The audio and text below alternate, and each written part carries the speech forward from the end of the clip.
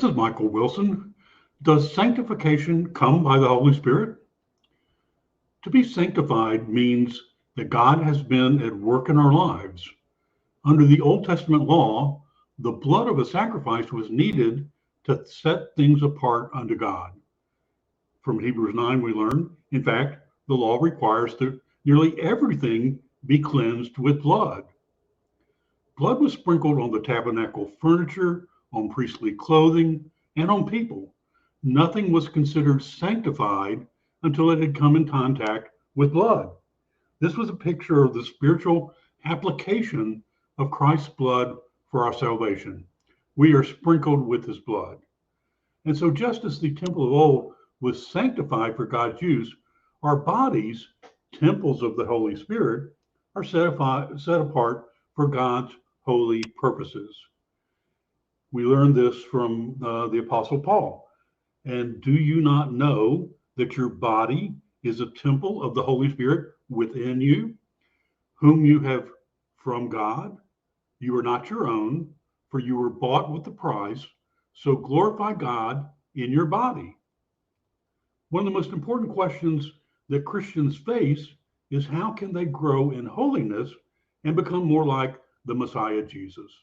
The Bible teaches that sanctification, or the process of being set apart from sin and conformed to God's will, is a work of the Holy Spirit in the lives of believers. The first thing we need to understand that sanctification is a Trinitarian work. That means that all three persons of the Godhead are involved in making us holy. The Father, the Son, and the Holy Spirit work together to accomplish God's purpose for us, which is to be conformed to the image of his Son, Jesus. The Father foreknew us and chose us before the foundation of the world to be holy and blameless before him. The Son redeemed us by his blood and made us his own people, a royal priesthood, a holy nation. The Spirit applies the benefits of the Messiah's work to us and enables us to live a new life of obedience and love. So the Apostle Peter summarizes this Trinitarian work of salvation, of sanctification, in his greeting to the scattered believers in Asia Minor. So in 1 Peter 1:2, we read, according to the foreknowledge of God the Father, in the sanctification of the Holy Spirit, for obedience to Jesus the Messiah, and for the sprinkling with his blood, may grace and peace be multiplied to you. Foreknowledge of God the Father, sanctification of the Holy Spirit, and obedience to Jesus through the sprinkling of his blood. Oh, baby, that's some mighty good news. So notice how each person of the Trinity has a distinct role in our sanctification.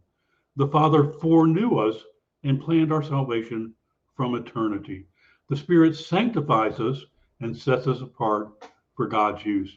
And the Son provides his basis and goal of our sanctification, which is obedience to him and sprinkled with his blood. So what does it mean to be sanctified by the Spirit? It means the Spirit is the agent or the one who carries out God's will in our lives. The most important thing is your kingdom come, your will be done. And the Holy Spirit is the primary mover in that process in our life, focused on God's will. He is the one who gives us a new birth, who indwells in us, who seals us, who fills us, who guides us, who teaches us, who convicts us, who empowers us, who produces fruit in us, who gives us gifts, who intercedes for us, who glorifies the Messiah in us. The Spirit is constantly working to make us more like Jesus, to transform our hearts, our minds, our action according to God's will. How can we cooperate with the Spirit in our sanctification?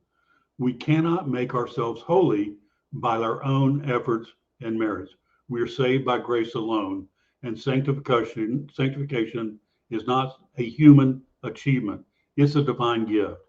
However, we are not passive or inactive in this process. We are called to respond to God's grace and faith and obedience. we are called to submit to the Spirit's leading and follow his commands. We're called to walk by the Spirit and not by the flesh. We're called to be filled with the Spirit and not grieve him or quench him. We're called to seek the things of the Spirit and not the things of the world. We're called to pray in the Spirit and worship in the Spirit. We're called to bear one another's burdens and serve one another in love by the Holy Spirit. So sanctification is a lifelong journey that will not be completed until we see Jesus face to face. Until then, we need to depend on the Holy Spirit every day, every moment, for he is our helper, our comforter, our counselor, our advocate, and our friend. He is the one who makes us holy as he is holy. He is the one who conforms us to the Messiah as he is the Messiah's Spirit. And he is the one that glorifies God in us as he is God's Spirit. May we honor him, love him, and obey him as he works in us for his glory. And that's some mighty good news, brothers and sisters.